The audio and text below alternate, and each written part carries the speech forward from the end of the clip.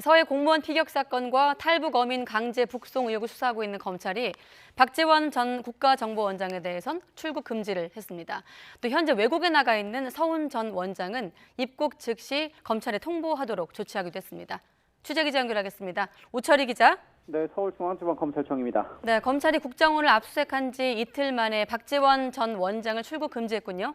네, 그렇습니다. 서울중앙지방검찰청은 서해 공무원 피격 사건과 관련해 고발된 박지원 전 국가정보원장을 최근 출국 금지했다고 밝혔습니다. 앞서 국정원은 지난 6일 사건 관련 첩보 보고서 등을 무단 삭제한 혐의로 박 전 원장을 고발했고, 이어 이틀 전인 지난 13일에는 국정원에 대한 압수수색을 했습니다. 이어 검찰은 탈북어민 강제 북송 의혹과 관련해 고발된 서훈 전 국정원장에 대해서는 입국 즉시 검찰에 통보되도록 조치했습니다. 탈북 어민들에 대한 합동 조사를 강제로 조기에 종료시킨 혐의를 받는 서훈 전 원장은 현재 미국에 체류하고 있는 것으로 전해졌습니다. 검찰이 서해 공무원 피격 사건과 탈북 어민 강제 북송 의혹과 관련한 대대적인 수사에 돌입한 뒤 서훈 전 원장과 김현철 전 통일부 장관 등의 해외 체류 소식이 전해지자 선제적인 조치를 한 것으로 보입니다.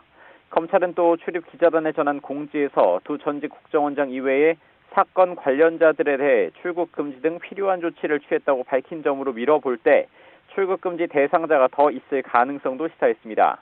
이런 가운데 탈북어민 강제 북송 의혹을 수사를 맡은 서울중앙지검 공공수사 3부는 북한 인권정보센터 인권침해지원센터장을 오늘 고발인 신분으로 조사했습니다.